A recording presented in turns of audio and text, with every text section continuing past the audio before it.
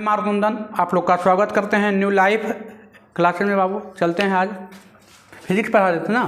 चलिए आइए, चैप्टर 2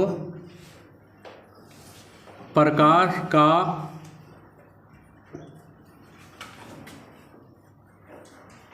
अपवर्तन। प्रकाश का अपवर्तन क्लास 2 है ना बाबू। देखिए, प्रकाश के अपवर्तन का नियम हो गया था ना। चलिए, प्रकाश के अपवर्तन के कितने नियम पढ़ाए थे? 2 नियम पढ़ाए थे, है ना। चलिए आ जाइए, आगे स्टार्ट करते हैं बाबू। लिखिएगा पार्श्विक विस्थापन।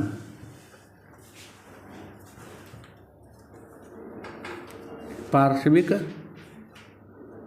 विस्थापन, देखिए पार्श्विक विस्थापन है ना। चलिए आइए, देखिए पार्श्विक विस्थापन क्या है बाबू। जब किसी प्रकाश को, क्या है, जब किसी प्रकाश को अब कांच या बर्फ की मोटी सिल्ली से, देखिए ये क्या है, मान लीजिए ये है बर्फ की सिल्ली, यह है बर्फ की सिल्ली। बर्फ की सिल्ली देखे है ना, मोटा वाला नहीं आता है, शादी ब्याह में आता है ना, बर्फ की मोटी सिल्ली। तो ये मान लीजिए वही बर्फ क्या है, मोटी सिल्ली। ये माध्यम मान लीजिए हवा है ना। देखिए, तो अब इसका डिफिनीशन एक बार ऐसे ही बोल देते हैं। जब प्रकाश की किरण किसी कांच या बर्फ की मोटी सिल्ली से गुजारा जाता है, जब प्रकाश की किरण, देखिए जब प्रकाश की किरण, मान लीजिए ये प्रकाश की किरण है। अच्छा, ये हवा है बाबू। ये हवा को कौन माध्यम होता था? विरल माध्यम होता था, बताए थे, है ना। और ये है बर्फ है, तो ये माध्यम हो जाएगा, मान लीजिए कौन माध्यम है? सघन माध्यम। तो जब प्रकाश की किरण किसी कांच या बर्फ की मोटी सिल्ली से गुजारा जाता है, देखिए ये गुजर रहा है। अच्छा, तो गुजरता है बाबू। अच्छा, ये हो गया। अब आप याद कीजिए, आपको पढ़ाए थे कि ये आपतित किरण है बाबू। पहला बार जो किरण आता है तो क्या नाम दिए थे? आपतित किरण है। अब आपतित किरण है। एगो और बताए थे क्या, कि विरल माध्यम से सघन माध्यम में जाता है, क्या होता है? पिछले क्लास बताए थे, याद कीजिए। विरल माध्यम से सघन माध्यम में जाता है तो अभिलंब की ओर मोड़ जाता है, पढ़ाए थे। तो ये सीधा जाता बाबू, तो ऐसे जाएगा, सीधा जाएगा तो कैसे जाएगा? ये जो रेखा है सीधा जाएगा, तो इसी तरीके से निकल जाएगा। देखिए ना, निकलेगा, सीधा जाता तो ऐसे जाता। लेकिन ये अभिलंब की ओर क्या होगा? जब प्रकाश की किरण विरल माध्यम से सघन माध्यम में जाता है तो अभिलंब की ओर मुड़ जाता है। अभिलंब की ओर मुड़ गया। ये माध्यम कौन सा है? सघन। अब क्या हो रहा है? तो ये रेखा को क्या बोलेंगे? अपवर्तित किरण। अपवर्तित किरण हो गया। ये क्या हो गया? अपवर्तित किरण हो गया ना, अपवर्तित किरण। अब देखिए, अब फिर क्या हो रहा है? सघन से ये हवा है। हवा मतलब कौन माध्यम है? विरल माध्यम है ना। हवा है तो कौन माध्यम है? विरल माध्यम है बाबू। हवा है तो अब सघन से विरल में जाएगा। ये मान लीजिए, ये देख लीजिए, हो गया आपका क्या? अभिलंब हो गया।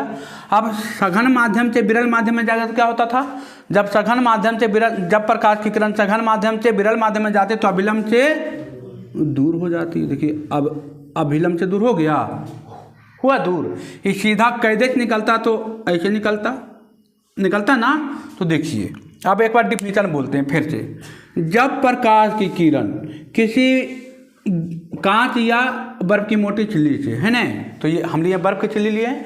जब प्रकाश की किरण किसी कांच या बर्फ की मोटी झिल्ली से गुजारा जाता है। तो आपतित किरण, देखिए ये आपतित किरण है ना, ये आपतित क्या है,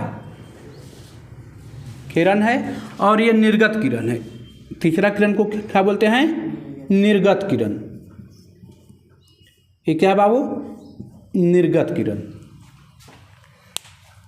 जब प्रकाश की किरण किसी कांच या बर्फ की मोटी झिल्ली से गुजारा जाता है तो आपतित किरण और निर्गत किरण, ये सीधा निकलता है तो ऐसे निकलता है, तो आपतित किरण, ये पूरा कौन किरण है, आपतित किरण हो गया ना।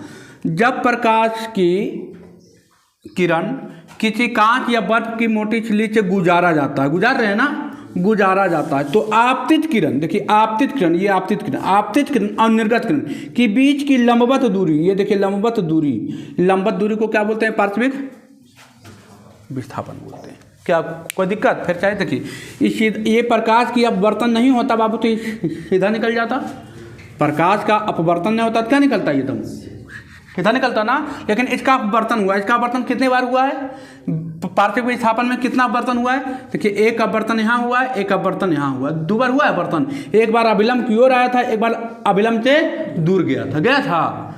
एक जब प्रकाश देखिए ना विरल माध्यम से सघन माध्यम में जा रहा है तो क्या हो रहा है, अभिलंब की ओर आ रहा है, अब अभिलंब की ओर मुड़ रहा है, और क्या हो रहा है, सब सघन से किधर जा रहा है, विरल में जा रहा है, तो अभिलंब से दूर जा रहा है। तो पार्श्विक विस्थापन में कितना अपवर्तन हुआ है, 2 अपवर्तन हुआ है ना। आज देखिए अब फिर से एक बार डिफिनीशन बोल रहे हैं। जब प्रकाश की किरण कांच या बर्फ की मोटी झिल्ली से गुजारा जाता है तो निर्गत किरण, देखिए निर्गत किरण और आपतित किरण के बीच की दूरी को, है ना, बीच की दूरी को क्या बोलते हैं, पार्श्विक विस्थापन बोलते हैं, है ना।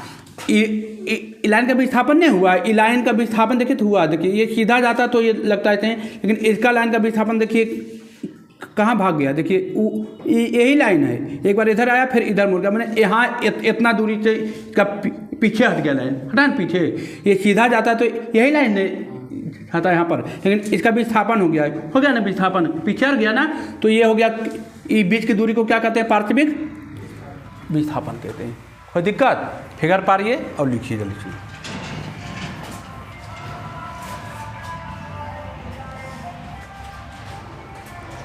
लिखिएगा डेफिनेशन,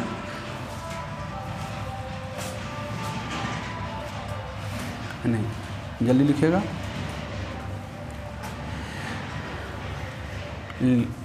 आ जाइए लिखिए, नहीं लिखिए पहले डेफिनेशन। जब प्रकाश की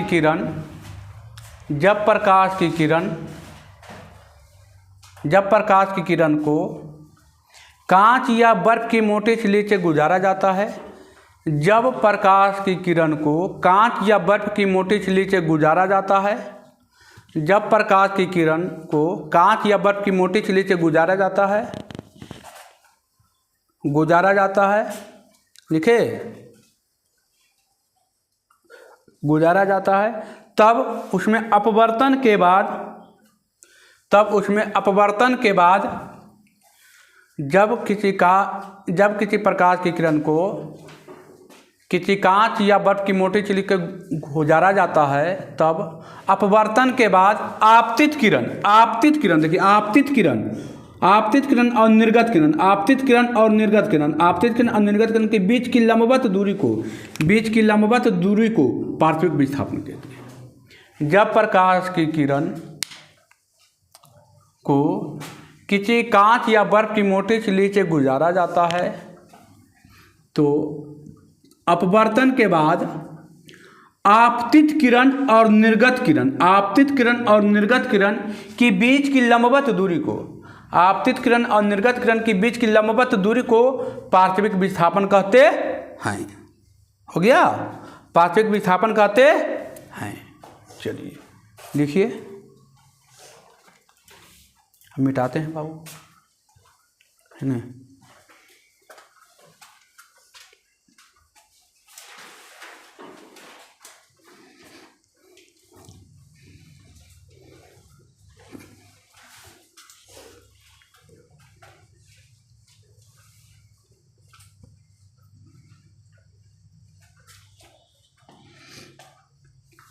हो गया।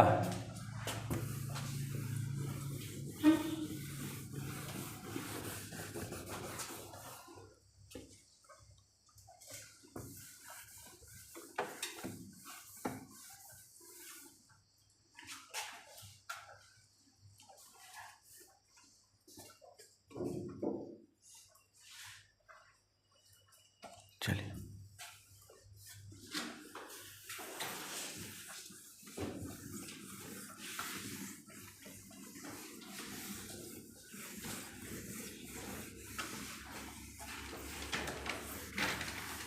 चलिए अगला हेडिंग डालिएगा, प्रकाश की चाल।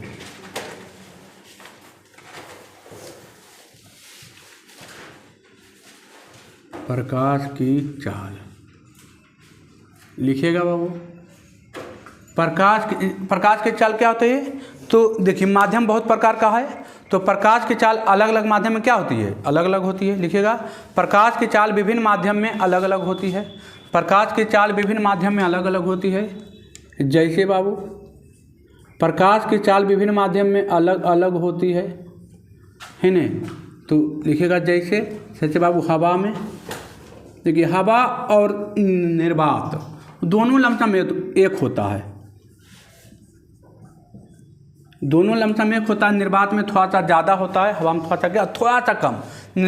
हवा में होता है 2,99,999.9 हम सब 3 लाख, इसका होता है प्योर 3 लाख, है ना।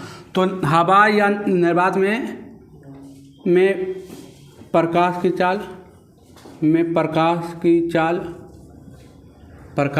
चाल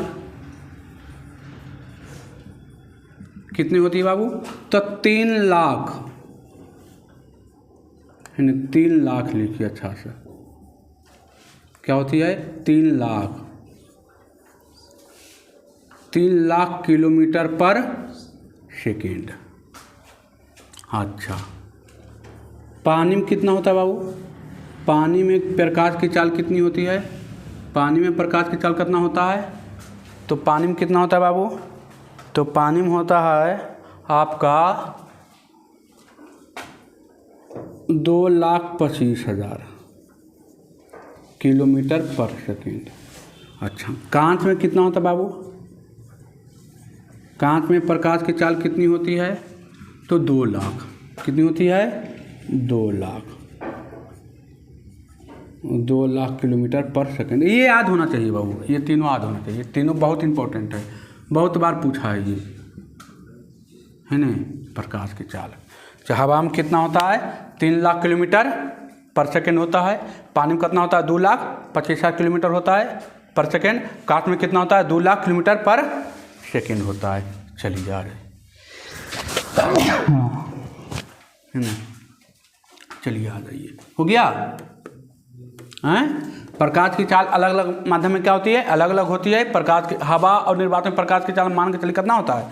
3 लाख किलोमीटर पर सेकेंड। पानी में कितना होता है? 2,25,000। और कांच में कितना होता है? 2 लाख। चलिए आगे बढ़ते हैं। अब लिखिएगा अपवर्तनांक।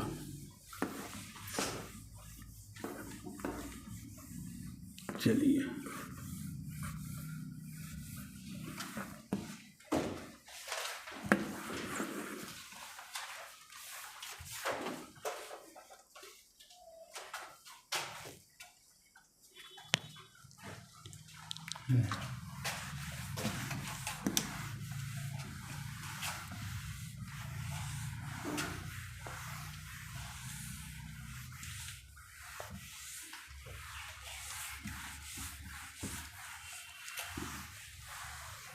चलिए आइए, अब लिखिएगा अपवर्तनांक।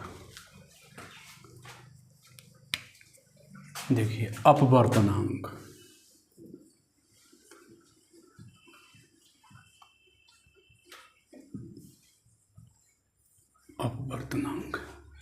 देखिए अपवर्तनांक बराबर क्या होता है बाबू?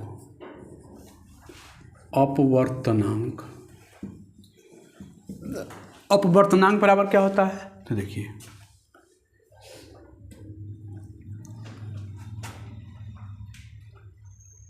अपवर्तनांक बराबर क्या होता है? तो होता है आपका अपवर्तनांक बराबर होता है निर्वात में प्रकाश की चाल, निर्वात में प्रकाश की चाल, प्रकाश की चाल बटे माध्यम में प्रकाश की चाल। कोई भी माध्यम में रहे, माध्यम में प्रकाश की, माध्यम में प्रकाश की चाल, माध्यम में प्रकाश की चाल। अब ये माध्यम कुछ भी रहे, माध्यम माने कोई भी माध्यम रहेगा, आपका पानी रहे, आपका केरोसिन तेल रहे, आपका कांच रहे, आपका शीशा रहे, है ना, जो भी रहे, तो माध्यम में प्रकाश की चाल। अच्छा देखिए, तो अपवर्तनांक, अच्छा अपवर्तनांक को यानी से लिखते हैं बाबू, तो अब प्रकाश की चाल को हम सी से लिख देते हैं। और किसी माध्यम में प्रकाश की चाल, तो प्रकाश की चाल तो है ये माध्यम में यम, तो यन बराबर क्या लिख सकते हैं, सी बटा क्या, सी एम, है ना।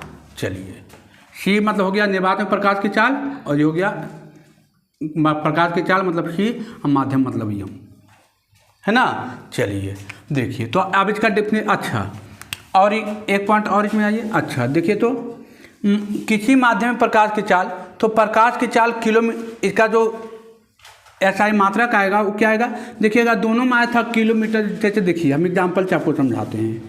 देखिए, हमको पूछ दिया कि पानी का अपवर्तनांक बताइए, पानी का अपवर्तनांक, अपवर्तनांक तो क्या होगा, प्रकाश की चाल, निर्वात में प्रकाश की चाल, तो प्रकाश की चाल देखिए ना, फार्मूला है प्रकाश की चाल बताए क्या, किसी माध्यम में प्रकाश की चाल, तो प्रकाश की चाल कितना होता है, 3 लाख किलोमीटर पर सेकंड होता है। प्रकाश की चाल कितना होता है, 3 लाख किलोमीटर पर सेकंड होता है ना। निर्वात में प्रकाश की चाल या हवा में प्रकाश की चाल दोनों लिखे थे, तो निर्वात में या प्रकाश में हवा की चाल कितना होता है, 3 लाख किलोमीटर पर सेकंड। और पानी की चाल कितनी होती है, अभी लिखे थे 2,25,000 लिखे हैं, 2,25,000, तो पानी की चाल हो गया 2,25,000। देखिए 3 शून्य में 3 शून्य इधर गया, इधर किलोमीटर पर सेकंड, तो किलोमीटर पर सेकंड से किलोमीटर पर सेकंड कट गया, देखते चलना है खाली। अब देखिए 325 गुने 12 कितना होता है, 325 नमा 225, 3 तिया 9 और 3 चौक 12, कितना अगले बाबू 4/3, मेरा पॉइंट बदल तो 1.333 आ गया 1.33। तो पानी का अपवर्तनांक कितना गया 1.33। इसी तरह निकलेगा हीरा का अपवर्तनांक, तो एक दो को अपवर्तनांक आप याद कर लीजिए। जैसे हीरा का हो गया, हीरा का अपवर्तनांक 2.42 है ना। ये सब हीरा एक इम्पोर्टेंट है जो बहुत बार पूछ चुका है ना। हीरा इम्पोर्टेंट है कि हीरा का अपवर्तनांक कितना होता है 2.42 होता है ना। एक दो को और याद कर लीजिए। एगो हीरा हो गया, पानी देखिए हो गया, आप निकालिए, आप कांच का निकालिएगा है ना, कांच के भी निकाल सकते हैं, कुछ निकाल सकते हैं। तो देखिए अब थोड़ा सा इसका एक बार डिफिनीशन बोल देते हैं कि अपवर्तनांक कि निर्वात में प्रकाश की चाल और किसी भी माध्यम में प्रकाश की चाल के अनुपात को क्या कहते हैं, अपवर्तनांक कहते हैं, है ना। तो लिख लीजिएगा अपवर्तनांक किसे कहते हैं बाबू, लिखिएगा किसी माध्यम में निर्वात में प्रकाश की चाल, किसी माध्यम में निर्वात में प्रकाश की चाल और किसी माध्यम में निर्वात में प्रकाश की चाल और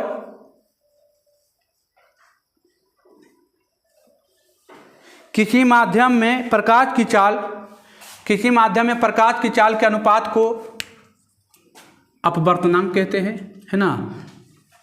बाकी सब लिख लीजिएगा। देखिए आपको कह दिया कि हमको चाहिए कांच, कांच का अपवर्तनांक बताइए। किसका अपवर्तनांक बताइए बाबू, कांच का अपवर्तनांक बताइए, कांच का अपवर्तनांक बताइए। अच्छा किसका अपवर्तनांक पूछ दिया है, कांच का अपवर्तनांक। तो हम जानते हैं अपवर्तनांक का डिफिनेशन हम जानते हैं, फार्मूला क्या होता है, कांच में पूछ रहा है कांच का अपवर्तनांक। तो हम जानते हैं अपवर्तनांक का फार्मूला क्या होता है, क्या होता है अपवर्तनांक का फार्मूला, निर्वात में प्रकाश की चाल। तो निर्वात में प्रकाश की चाल कितना है 3 लाख किलोमीटर पर सेकेंड। अब कांच में प्रकाश की चाल कितना है? 2 लाख। कांच में कितना है?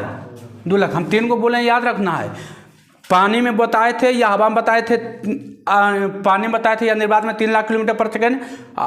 पानी में बताए हैं 2,25,000 किलोमीटर बताए हैं, और कांच में बताए हैं 2 लाख। तो 2 लाख किलोमीटर पर सेकेंड, तो देखिए किलोमीटर पर सेकेंड, किलोमीटर पर सेकेंड खत्म हो गया। 5 शून्य इधर, 5 शून्य इधर, आ गया कितना? 3/2, मतलब 1 पॉइंट कितना? 5।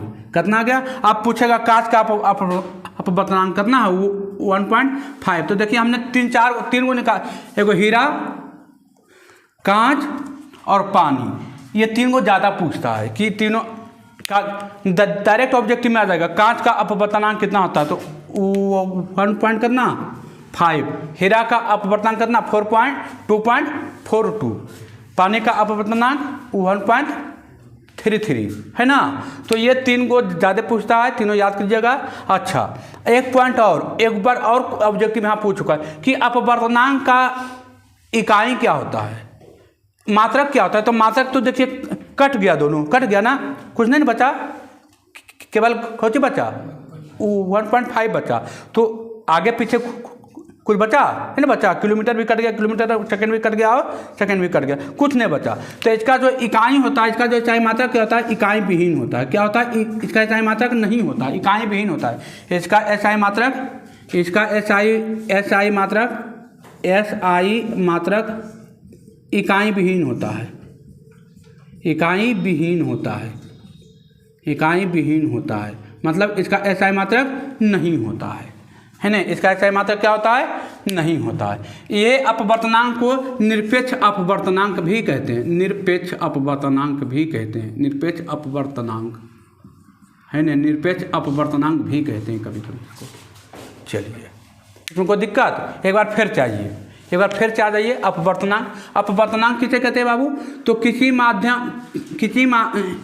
निर्वात में प्रकाश की चाल तथा माध्यम में प्रकाश की चाल के अनुपात को क्या कहते हैं? अपवर्तनांक या निरपेक्ष अपवर्तनांक कहते हैं। अपवर्तनांक आपको पूछेगा डायरेक्ट कि हीरा का अपवर्तनांक क्या होता है? 2.42। कांच का अपवर्तनांक क्या होता है? 1.5। पानी का अपवर्तनांक क्या होता है? 1.33। तो ये हो गया आपका अपवर्तनांक का कहानी, क्या खत्म हो गया। क्या इसमें कोई कन्फ्यूजन है किसी को? अपवर्तनांक का फॉर्मूला याद रखना, फॉर्मूला पूछता है निर्वात में प्रकाश की चाल बटे माध्यम में प्रकाश की चाल, है ना। तो देखिए आप प्रकाश की चाल आपको बता चुके हैं 3 लाख किलोमीटर पर सेकेंड, और किसी माध्यम में, अब माध्यम आपको पूछ देगा हीरा का अपवर्तनांक बताइए, तो हीरा में प्रकाश की चाल याद रखना पड़ेगा। पूछ देगा पानी का, तो पानी की चाल आपको याद रखना, पानी में प्रकाश की चाल याद रखिएगा तब ने। आपको मान लीजिए ई दे देगा तो ई निकाल लीजिएगा, ई दोनों दे देगा तो ई निकाल लीजिएगा, ई दोनों देगा तो ई निकाल लीजिएगा, कैलकुलेशन करके, है ना। कुछ दे देगा, कैलकुलेशन करके आपका निकल जाएगा, निकलेगा। आपकी कहानी क्या हो गई है? अपवर्तनांक की कहानी खत्म हो गई है। ठीक है, आज यहीं तक रहने दीजिए, कल आइएगा तो पढ़िएगा सापेक्षिक अपवर्तनांक, है ना। फुल्ली क्लास उसमें चलेगी, है ना। मेहनत खूब कीजिए। जिनको एक बार में क्लियर ना हो रहा है दोबारा देखिए, है ना, दोबारा देख लीजिएगा, क्लियर हो जाएगा। बहुत बढ़िया पढ़ाया हुआ है, कोई दिक्कत नहीं है। ठीक है बाबू, धन्यवाद।